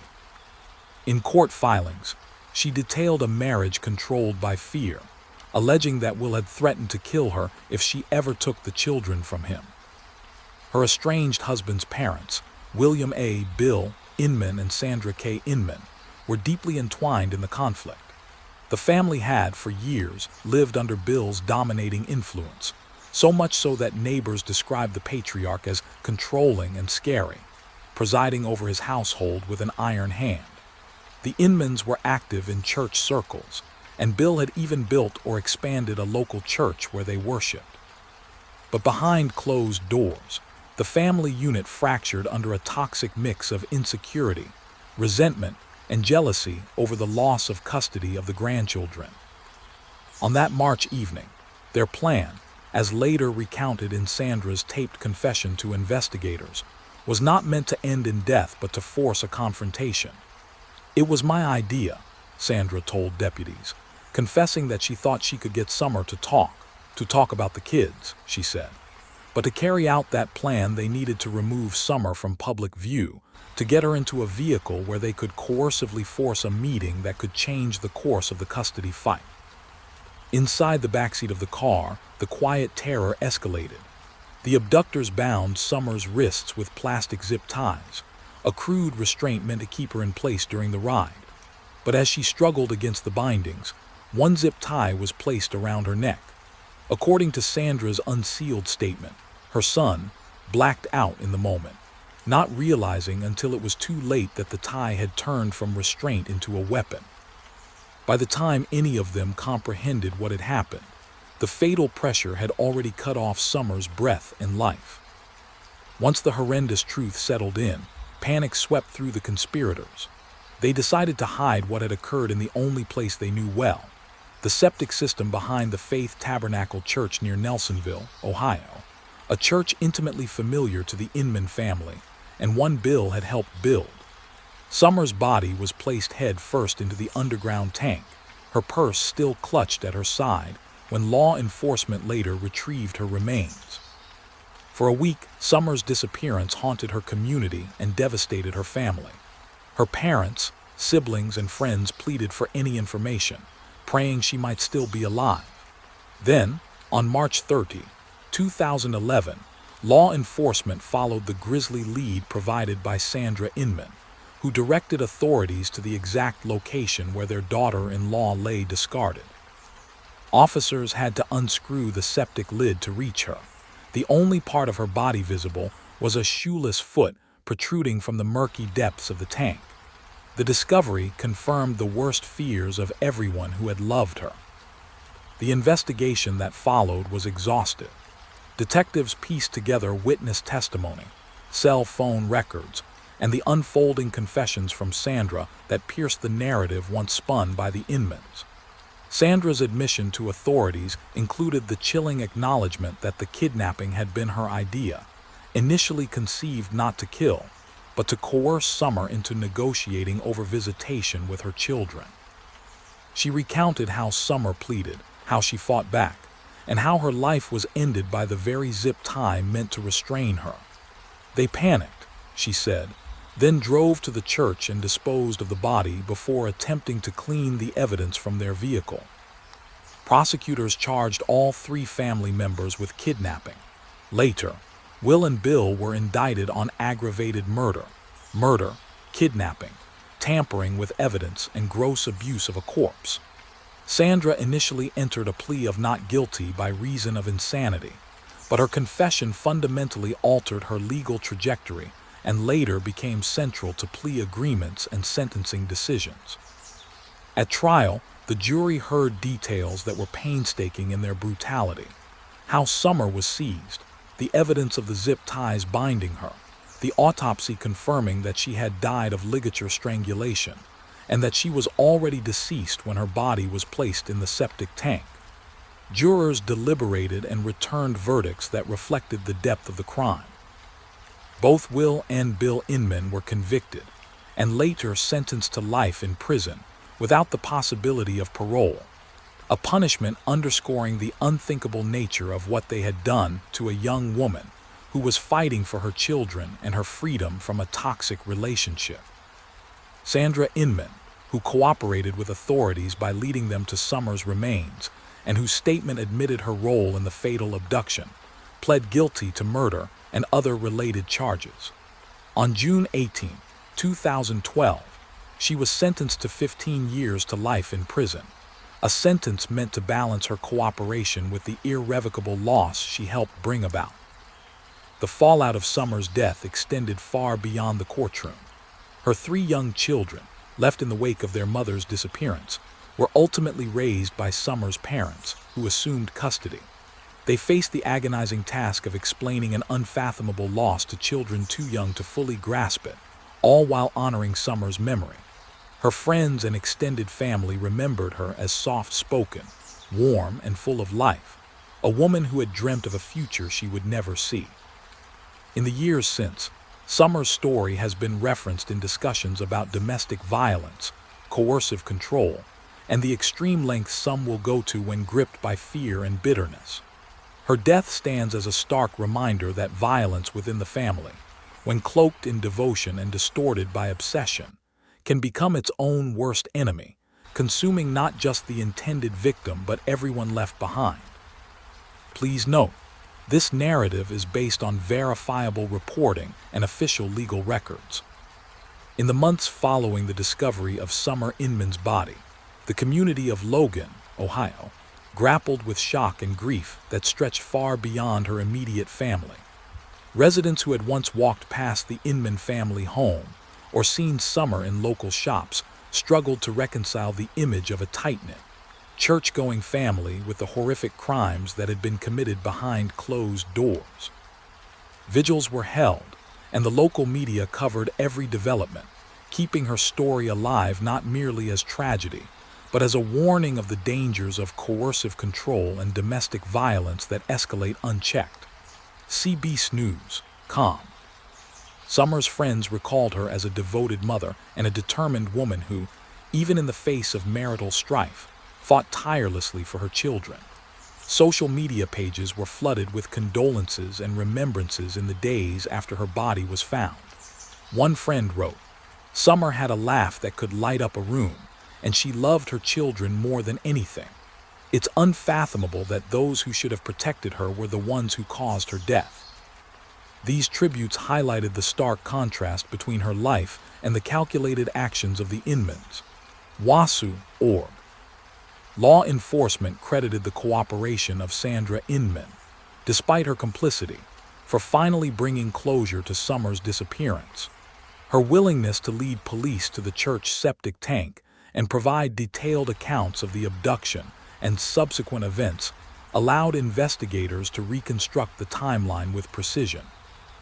Investigators documented how Will and Bill's desire to control custody of the children and punish Summer had spiraled into a scenario that neither parent had anticipated would end in death. Murderpedia.org. The Hocking County legal system faced the challenge of ensuring justice while addressing the complex dynamics of family betrayal. Both Will and Bill Inman were tried, with prosecutors emphasizing premeditation and the egregious nature of the crime. The abduction had occurred in public, with witnesses present, and the fatal restraint demonstrated a blatant disregard for human life. Forensic evidence, including zip-tie ligature marks and autopsy reports, corroborated Sandra's confession and sealed the prosecution's case. Law.com. During sentencing, the judge remarked on the utter betrayal of trust, inherent in a murder committed by those who should have acted as protectors, not perpetrators. The life sentences imposed reflected both the severity of the act and the imperative to send a clear message that premeditated acts of domestic abduction and murder, particularly involving children as the underlying motive, would not go unpunished. WASU.org. Community outreach efforts followed, in part as a response to the psychological trauma inflicted by the case. Local schools and parenting programs incorporated modules about the warning signs of coercive control and familial manipulation. Social workers worked with children and families to identify risk factors for domestic violence and to provide safe channels for reporting concerning behaviors. Summer's death became a catalyst for awareness initiatives aimed at preventing similar tragedies. CrimeandCoffeeCouple.com. The children, though spared from witnessing the abduction, were forever marked by the loss of their mother. Summer's parents became primary caregivers, navigating the complex emotional landscape of nurturing young children who had experienced sudden and profound trauma. Support groups and therapy became essential tools for both the children and the grandparents, emphasizing the importance of professional intervention after familial violence. CBSNews.com. In retrospect, law enforcement and legal professionals noted that Summer's abduction and murder reflected a rare but critical pattern: crimes committed within the family that escalate beyond the original intent. While the abduction had been intended to intimidate or coerce, the result was irrevocable, highlighting the unpredictable nature of high-stakes domestic conflicts. This understanding has informed subsequent policing strategies and family law interventions in Ohio and beyond. WASU.org. Over time, Summer's memory has been honored through memorials and initiatives aimed at protecting children and families. Scholarships and community programs in her name support young mothers, educate about domestic violence, and provide resources for families in crisis. Through these efforts, her life, though tragically cut short, continues to inspire protection, awareness, and resilience within her community. CrimeandCoffeeCouple.com. The Inman case remains a sobering reminder of how domestic disputes, when inflamed by obsession, fear, and manipulation, can escalate to violence with irreversible consequences. Summer Inman's story underscores the need for vigilance, legal safeguards, and community support systems to prevent those who are meant to protect from becoming agents of harm. Her tragic death serves both as a warning and a call to action to safeguard families and children from the dark extremes of betrayal and coercion. Murderpedia.org. Summer's life, while brief, resonates in every measure of vigilance against domestic violence, a testament to the enduring truth that even in darkness, awareness, intervention, and remembrance can honor those lost and protect those still living. CBSNews.com. INT, dimly lit room, night. A shaky hand holds an old Facebook profile picture, a smiling 17-year-old with bright eyes and dreams.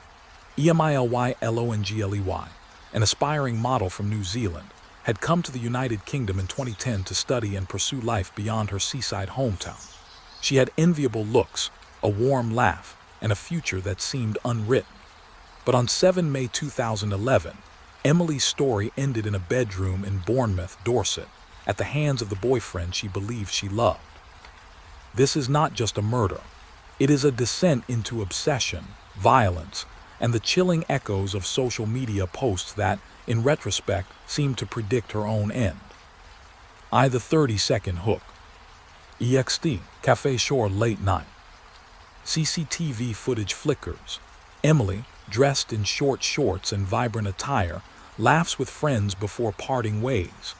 Later that night, she arrives at a bar alone, unaware that this would be her last night of freedom. Across town, Elliot Turner, then 20 years old, son of a wealthy jeweler and a figure known in the Bournemouth and pool club scene as part of the firm, watches her with jealousy burning in his eyes. Their relationship had begun only months earlier, in December 2010, but it had already spiraled into a volatile mix of passion, control, and simmering rage. A short, tempestuous relationship escalated rapidly. Threats, arguments, and possessive text messages mirrored a deeper psychological unraveling. Emily, vulnerable yet determined, began to pull away. Friends saw the pattern, admiration overshadowed by fear. And in the final hours, those chilling social media posts and messages seemed eerily prescient. They weren't cryptic. They were cries from someone caught in a storm that was gaining force with each passing day. The relationship. INT, Queen's Park home night. Elliot Turner lived with his parents in a family home in Queenswood Avenue, Bournemouth, a home that would soon become a crime scene. He and Emily had argued earlier that evening over her choice of clothing and her independence. He labeled her choices with epithets, calling her a whore, and failing to conceal the depth of his jealousy. To those around them, the relationship was not just troubled, it was alarmingly toxic. Throughout the weeks leading up to her death, the prosecution would later reveal, Turner displayed a pattern of controlling, possessive, and obsessive behavior. He monitored her phone and Facebook accounts, scouring for signs of other men. After Emily visited New Zealand, her birthplace, in April 2011 to see her parents, he became enraged by photos showing her amid friends, and his jealousy became a daily torrent. Friends described Turner as having anger every day, a volatile mix of insecurity and rage. He threatened her repeatedly, sometimes citing violence, other times numbing death with casual cruelty. Once, he even told friends he had killed her with a hammer in a nightclub car park, then claimed it was a joke. They witnessed his fury, his proclamations of jealousy and love twisted into something dark and frightening. On the night Emily agreed to go back to his house to talk things over, an argument ensued. She wanted out clear and with dignity, but that night would offer neither. The echoes of their quarrels, the shouts, the accusations, the emotional blows, reveal a psychological whirlpool in which control masqueraded as love. The evidence. INT, Turner House early morning. Emily's body was discovered in Elliot's bed at dawn, after paramedics were called to the home. But the initial story, that she had died following a violent argument, didn't withstand scrutiny. What followed was a forensic and investigative unraveling that turned a self-defense claim into a conviction for cold-blooded murder. The prosecution showed that Turner had first smothered Emily with a pillow before strangling her, an act of brutality born of jealousy, not defense. Hemorrhages under her eyelids and neck compression marks confirmed a deliberate act of fatal violence. The job of the defense, to assert self-defense, would crumble under the weight of physical evidence and recorded admissions. Secret recordings became pivotal. Police, suspicious of the initial accounts, placed covert listening devices in the Turner household after the murder.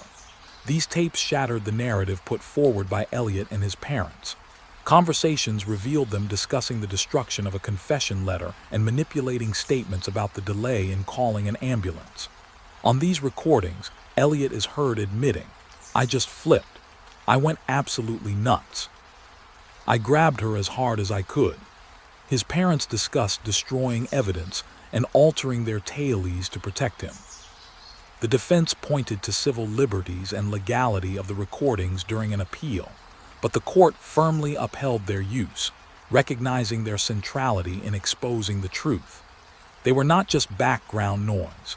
They were full-throated admissions of guilt and deception, the very confession Turner's parents had tried to destroy.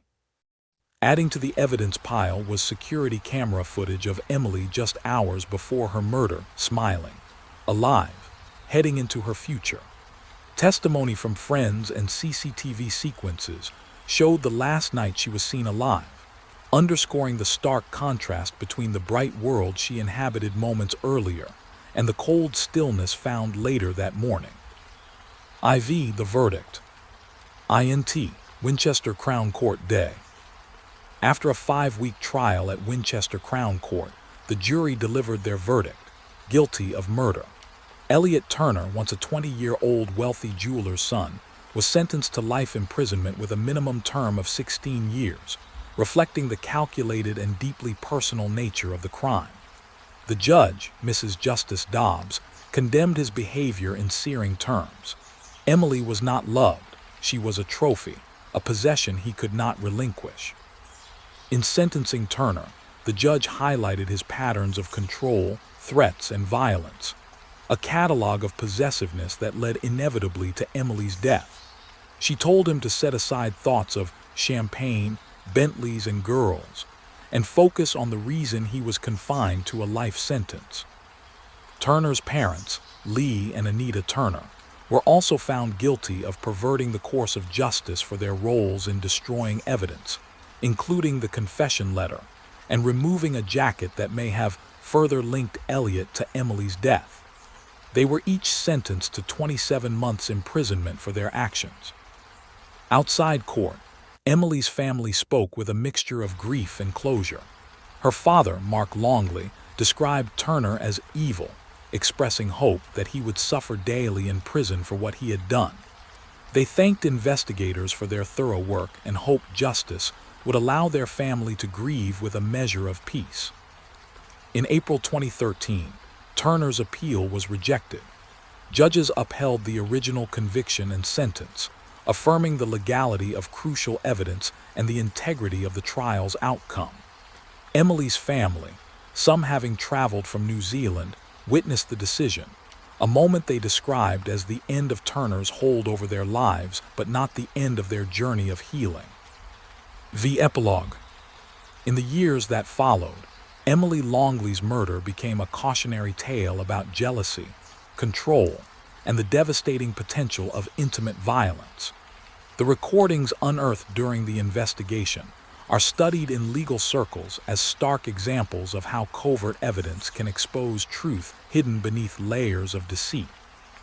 The case also remains a chilling reminder that obsession can masquerade as love, and that social media posts and emotional cues, when viewed in context, can foretell tragedy, not as consequences of fate but as warning signs that went unheeded. Emily's life, though brutally cut short, continues to be remembered by family and friends as a bright spark extinguished too soon. A young woman whose aspirations were ended by the very hands that once promised care and devotion.